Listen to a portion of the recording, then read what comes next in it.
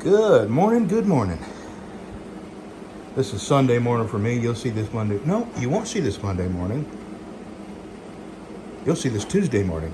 So yesterday's video was me removing the bearings on that Harley rim. I've already got it.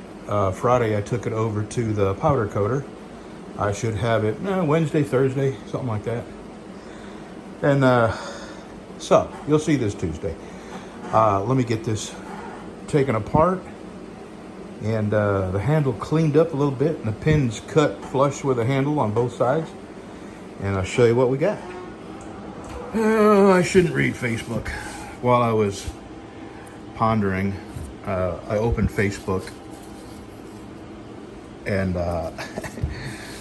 one of the things was the Texas Department of Transportation. This is, for those that aren't aware, this is Blitz Week, where the DOT has an entire week where they wreak absolute havoc on the trucking industry and back traffic up on interstates, all for the sake of revenue generating. Well, they call it inspecting trucks. But I'm telling you, in my mind, this is why I shouldn't go to Facebook. I just sat here looking back over all those years, 2/3 of my life spent behind a wheel, and all the absolute shit bags I came across that had badges and the dishonest things they would do to write you a ticket. And the first one that came to mind was that cop down in El Paso inspecting my truck. And I had a table that folded down in my side box. My side box had the fire extinguisher in it, and then it had an inverter in there. Well, the table folded down, and I made my coffee there because it was close to the inverter, and the cord on the coffee maker is about 2 foot long. So I just made my coffee there. And the cop says, "Well, I can't reach your fire extinguisher." And I look at him and I said, "Dude, you're like 5'3". I mean, I can get a step stool if you have to get my fire extinguisher. I can reach it just fine. There's no law that says I have to make my fire extinguisher accessible to you. There's no law that says that." And I was right. He knew that. So what does he do? He resorts to some nefarious criminal, I think is criminal. He goes to the back of my trailer. He pries a light out. All lights on trailers, they're mounted in these big rubber sockets. And they pop in and pop out. You stick a screwdriver or a knife in there and they pop out. Well, I had come from Ohio, and the back of my trailer was covered with road salt and grime, right? So he writes me up for having a light out on my trailer. Now, I've told this story before, but this is just one of hundreds of crooked shitbag cops I've come across.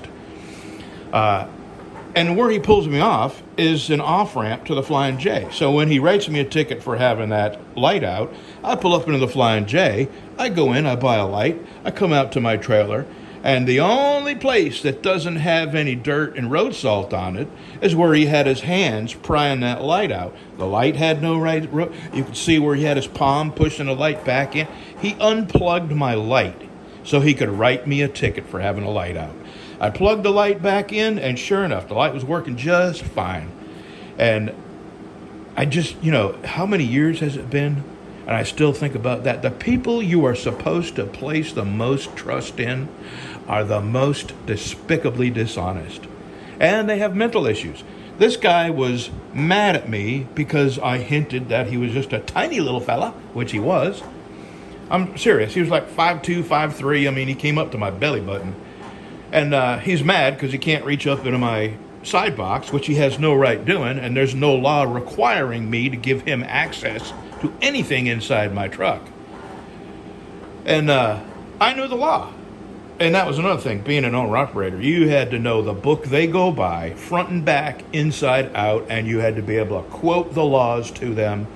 Once they realized that you knew the laws, and that you weren't a pushover, and that you weren't afraid of them, that's when they started doing nefarious stuff to try to entangle you in their ticket writing cartel, I guess. Yeah, I've got nothing but bad memories of cops, man. And, I wish it wasn't like this. I mean, I wish this wasn't the truth. But I'm a polite guy. But On the other hand, I'm not a pushover, and I'm going to talk to you, badge, gun, or not, like you're just another man like me. And if you do something nefarious, if you lie, if you try and write me a bullshit ticket, we're going to talk about it. I don't have to take me to jail for being a person that's going to quote the law to you that you're trying to twist and screw me with. And, had another cop in New Mexico try the same BS. Told me I had a leak, and I said, yes, I know I have a leak, but it falls well within the criteria of allowable leaks, well within. And I have the part that I need to replace that is just, I'm in the desert, and the tar, anywhere you could safely park, is, 140 degrees. So I'm waiting till I get to California, and I got a little shade where I'm going to crawl under there and put the part on. And what it was just a purge valve, nothing. It was a minor little hiss, and I was not losing anywhere near the air that would qualify me for a ticket. There's parameters that they have to fall in for air loss. It's not just because, they can hear leaks all day, but it has to meet a maximum amount of air loss, and I was well below that. And I reminded him of that. So then, since I reminded him of that, now he's going to threaten me. Well, I can come back out there and write you 10 tickets if that's the kind of asshole you want to be. Asshole? I'm an asshole because I'm quoting you the law you're supposed to follow? You're supposed to write me tickets based on the law? This book? And, he was furious that I knew the law he was violating. He was violating the law, writing me a ticket unnecessarily. I didn't deserve a ticket. It was not legal to write me a ticket simply because you could hear a leak. And anyway, he wrote me a ticket. I could have gone to court, but then you got away. Back then I was making about $1,000 a day, and I'm not kidding. Of course, 2/3 of that was fuel and truck payments and insurance. But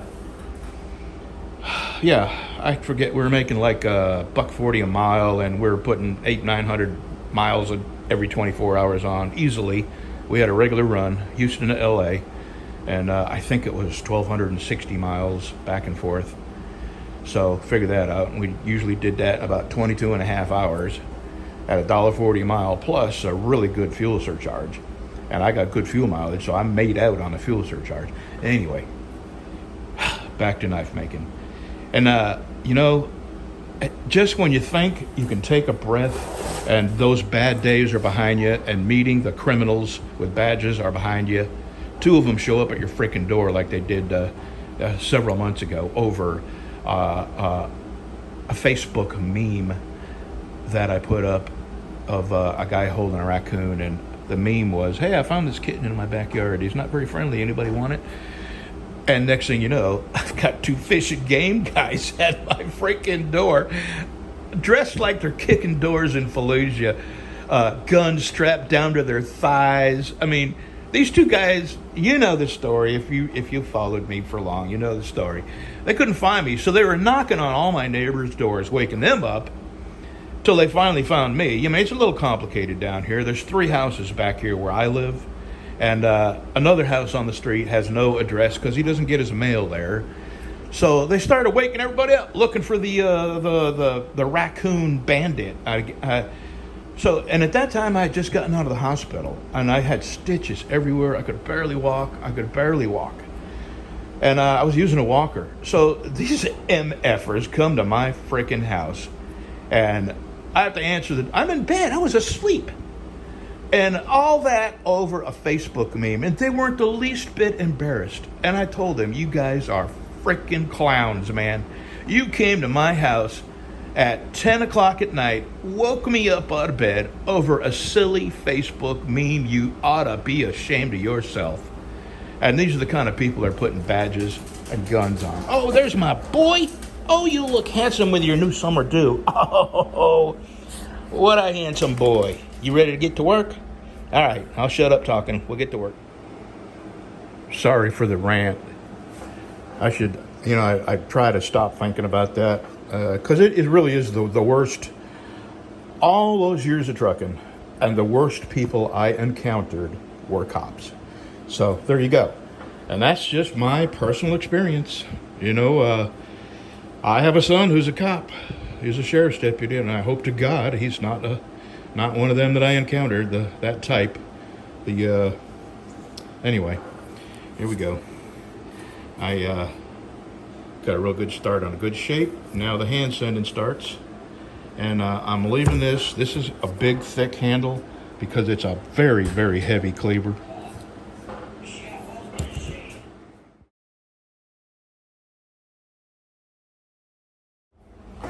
Alrighty, I'm sanding it to 1500, and then I'm gonna go buff. That's where we're at right now. That's gonna be pretty when I get it buffed up. Just a few more minutes, and then I'm gonna buff the handle. I'm gonna put my edge on it, and then give this the final buff, and it's ready to go. All right, now we go buff. I haven't buffed it yet, and I'm putting the final edge on it, the final buff. I'm gonna do the handle first, the blade, and then the final edge.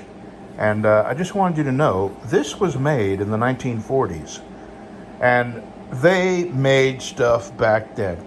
Look at all the years this thing has lasted, and with abuse. The last people who had it didn't take care of it. I'm gonna put that there for a minute. I want to show you this. This also, same thing, exact same thing. Made in the 1940s, also a Craftsman. And, the handle shows the age. And the only reason I could sand this down and make it look nice, but this big gap here is just a bacteria magnet. And I use, space age type epoxy that there will be nowhere for bacteria to get. And I'll have this all, boy, that is sharp, God. I mean, I just brushed my hand, right there below my ring. Almost. Boy, I tell you, I gotta be careful. This will look like that one in, a few more days. Wednesday, I gotta go. I start my new drug, and I gotta sit there for hours and hours while they put it into me intravenously, and there's so many drawbacks. I don't know why they just can't leave me on this steroid. I feel fantastic. And apparently, you can't stay on. I'm only on 20 milligrams a day, which doesn't seem like a lot. I started on 60 milligrams a day, which really affected me, steroid, prednisone. And I'm really afraid of this stuff, but the options, the alternatives, and the ulcerative colitis returning are just as scary. So one of the side effects, the most common side effect from this drug, Entyvio, is fatigue. And I feel so good. I'm getting so much done. I feel like old normal Brad before I started getting sick. I have motivation. I have a desire to do things. I have the energy to do things. And I'm afraid this drug is going to take that away from me. And I'll be right back to being barely able to function like I was for the last almost 3 years. And especially the last year before I finally, got all the surgeries and all that. Anyway, this is a lot of talking. I'm going to go finish that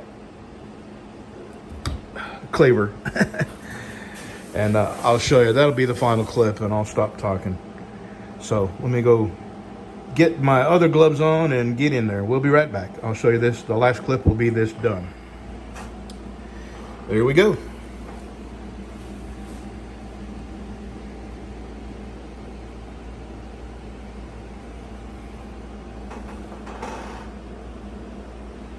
Boy, I'm real happy with how it come out. It was a lot of work, but it was worth it.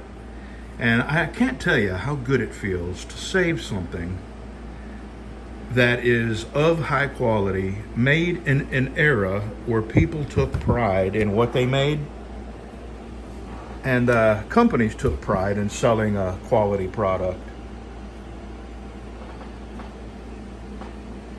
Yeah, I'm happy with that.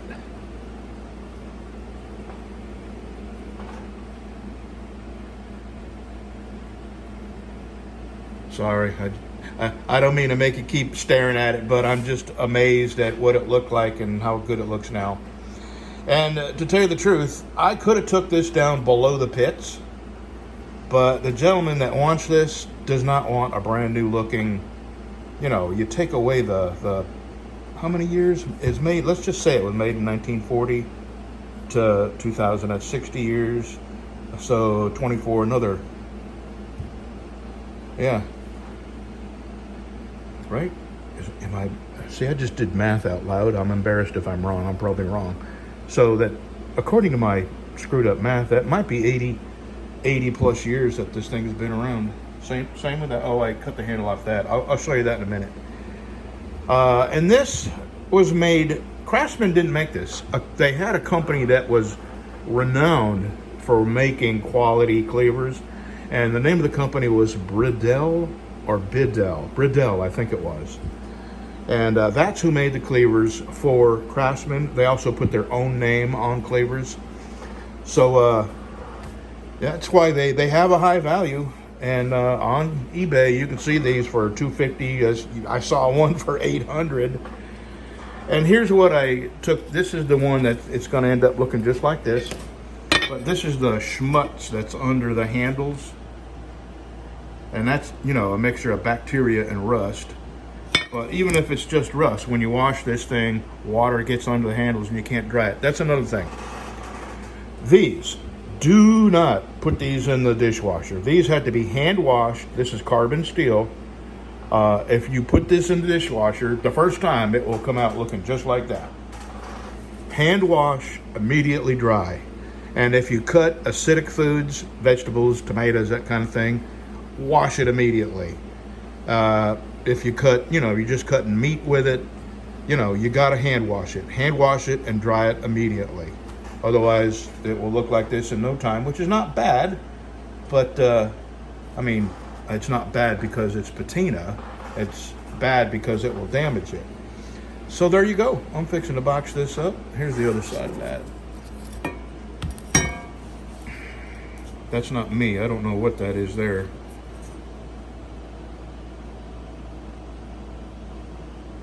I knocked these pins out.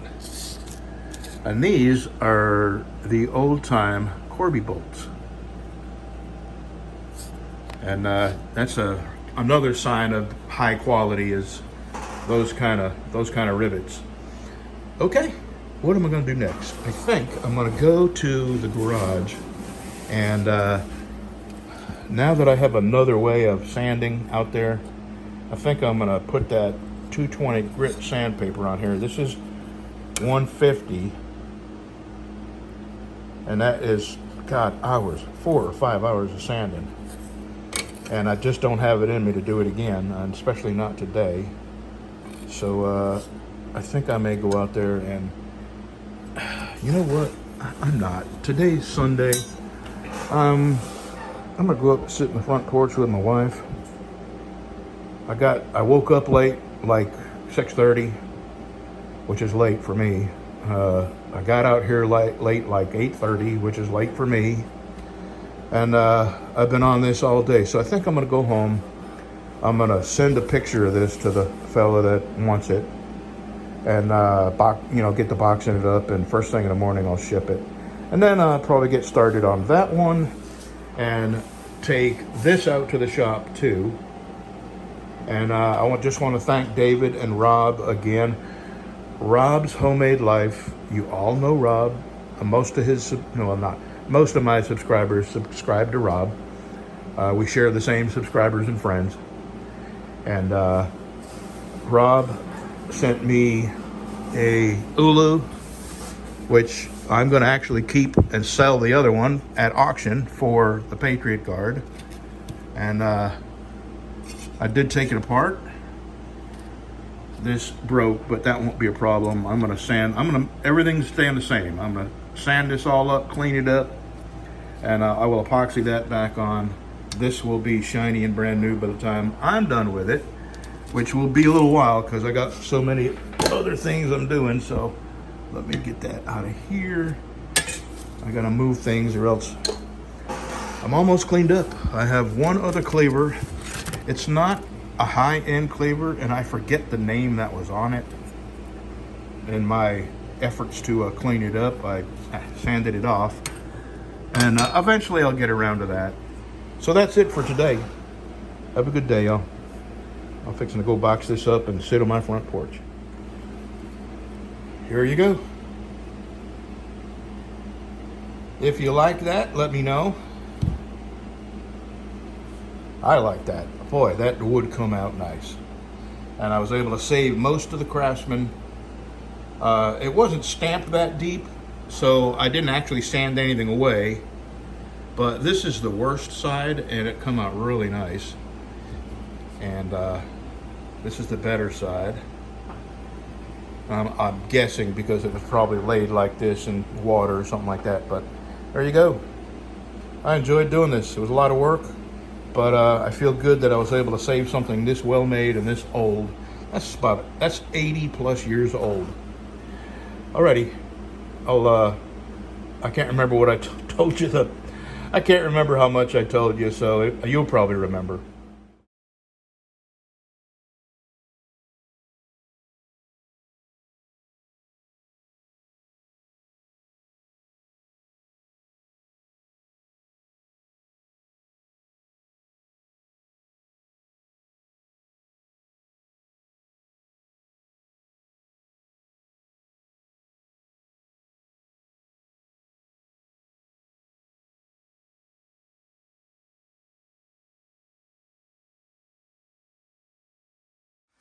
There are two kinds of people in this life.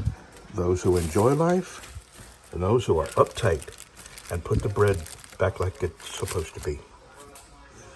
That's me.